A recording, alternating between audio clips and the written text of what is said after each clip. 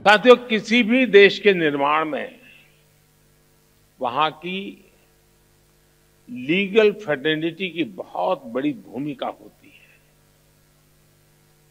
भारत में वर्षों से जुडिशरी और बार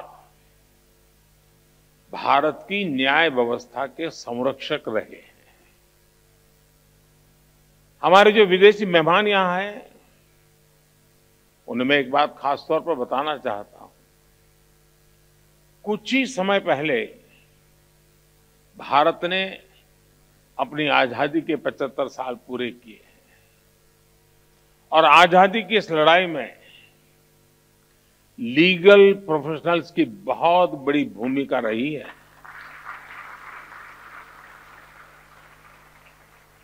आजादी की लड़ाई में अनेकों वकीलों ने चलती हुई वकालत छोड़ करके राष्ट्रीय आंदोलन का रास्ता चुना था।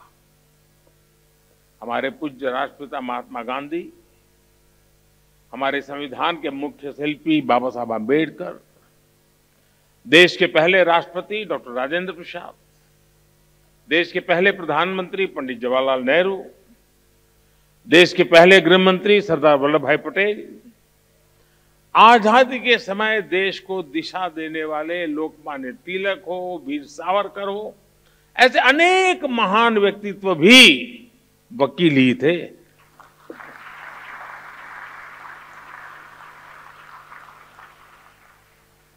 यानी लीगल प्रोफेशनल्स के अनुभव के ने आजाद भारत की नींव को मजबूत करने का काम किया। और आज जब भारत के प्रति विश्व का जो भरोसा बढ़ रहा है, उसमें भी भारत की निष्पक्ष स्वतंत्र न्याय व्यवस्था की बड़ी भूमिका है।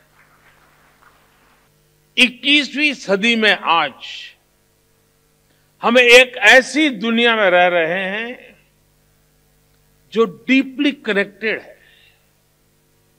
हर लीगल माइंड या इंस्टीट्यूशन अपने ज्यूरिडिक्शन को लेकर बहुत सचेत है, लेकिन ऐसी कई ताकतें हैं जिनके खिलाफ हम लड़ रहे हैं, वो बॉर्डर्स या ज्यूरिडिक्शंस की परवाह नहीं करती।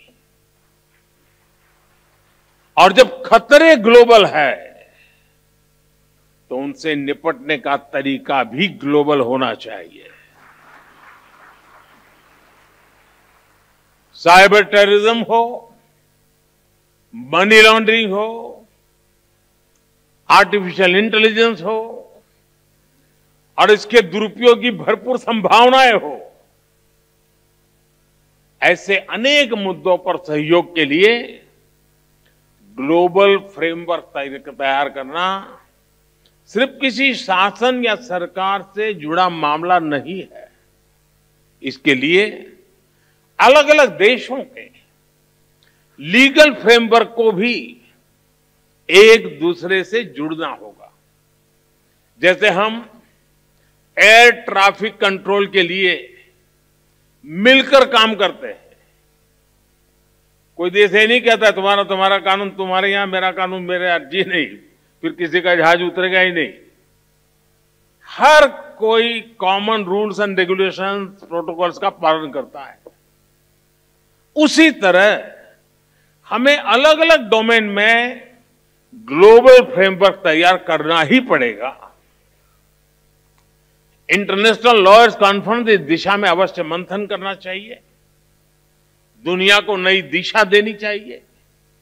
साथियों, एक अहम विषय ऑल्टरनेट डिस्प्यूट रिजोल्यूशन एडीआर का है। तुषार जी ने इसका काफी वर्णन भी किया। कॉमर्शियल ट्रांजैक्शन की बढ़ती कॉम्प्लेक्सिटी के साथ दुनिया भर में एडीआर का चलन भी तेजी से बढ़ा है। मुझे बताया गया है इस कॉन्फ्रेंस में इस विषय पर भी विस्तार से बात होने वाली है। भारत में तो सदियों से पंचायत के जरिए विवादों के निपटारे की व्यवस्था रही है, हमारे संस्कार में रहा है। इस इनफॉर्मल व्यवस्था को एक व्यवस्थित रूप देने के लिए भी भारत सरकार ने मीडिएशन एक्ट बनाया है। भारत में लोक अदालत की व्यवस्था भी विवादों को हल करने की दिशा में बड़ा माध्यम है। और मुझे याद है, मैं जब गुजरात में था तो एवरेज एक मामला का न्याय होने तक सिर्फ 35 पैसे का खर्च होता था, 35 पैसे। यानी ये व्यवस्था हमारे देश में होती है। पिछले 6 साल में करीब 7 लाख केसेस को लोक अदालतों में सुलझाया गया है। साथियों, जस्टिस डिलीवरी का एक और बड़ा पहलू है जिसकी चर्चा बहुत कम हो पाती है, वो है भाषा और कानून की सरलता। अब हम भारत सरकार में भी सोच रहे हैं कि कानून 2 प्रकार से प्रस्तुत किए जाए। एक, जिस भाषा पे आप लोग के आदी हैं वो वाला ड्राफ्ट होगा, और दूसरा देश का सामान्य मानवी समझ सके ऐसी भाषा।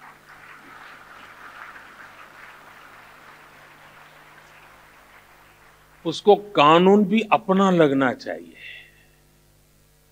हम कोशिश कर रहे हैं, मुझे भी, क्योंकि सिस्टम भी उसी ढांचे में पली बड़ी है तो उसको बाहर निकालते निकालते, लेकिन हो सकता है कि अभी मुझे काफी काम है, मेरे पास समय भी बहुत है, तो मैं करता रहूंगा।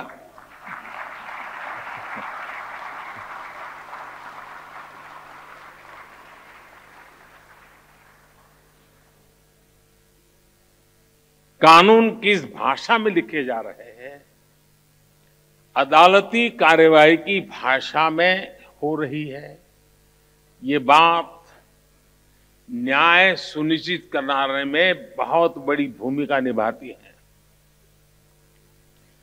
पहले किसी भी लॉ के ड्राफ्टिंग बहुत कॉम्प्लेक्स होती थी। सरकार के तौर पर अब हम भारत में नए कानून, जैसा मैंने आपको कहा, 2 प्रकार से, और जितना ज्यादा हम सरल बना सके और हो सके उतना भारतीय भाषाओं में उपलब्ध करा सके, उस दिशा में हम बहुत सिंसियरली प्रयास कर रहे हैं। डेटा प्रोटेक्शन लॉ, आपने देखा होगा, उसमें ये सिंप्लीफिकेशन का हमने एक पहली शुरुआत की है, और मैं पक्का मानता हूं कि सामान्य व्यक्ति को उस परिभाषा से सुविधा रहेगी। भारत की न्याय व्यवस्था में मैं समझता हूं ये बहुत बड़ा परिवर्तन हुआ है, और मैं चंद्रचूड़ जी का पब्लिकली मैंने एक बार अभिनंदन किया था, क्योंकि उन्होंने कहा कि अब कोर्ट जजमेंट का ऑपरेटिव पार्ट जो लिटिगेंट है उसकी भाषा में हम उपलब्ध कराएंगे। देखिए, इतने से काम में 75 साल लग गए, और ऐसे के लिए, इसके लिए भी मुझे आना पड़ा।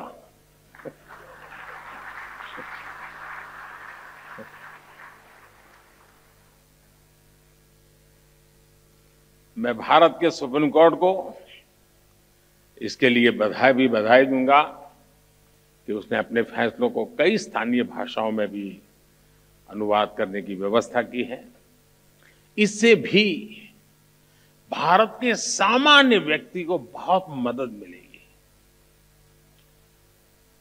कोई पेशेंट हो ना, अगर डॉक्टर भी पेशेंट की भाषा में उसे बात करे तो आधी बीमारी यूं ही ठीक हो जाती है।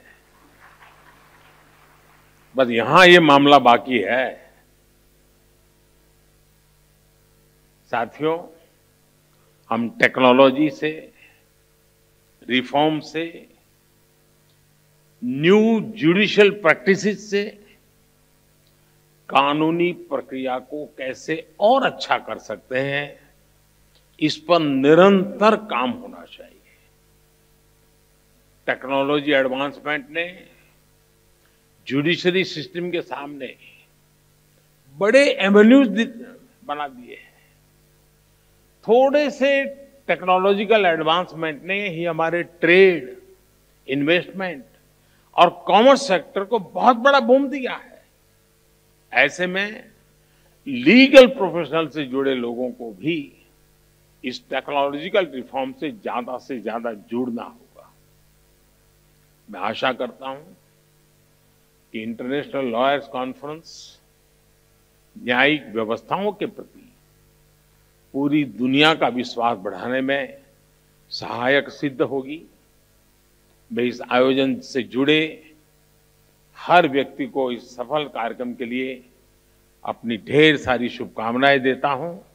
बहुत बहुत धन्यवाद। लीगल रिपोर्टर के सभी वीडियो को देखने के लिए लीगल रिपोर्टर को सब्सक्राइब करके बेल आइकन बटन जरूर दबाएं।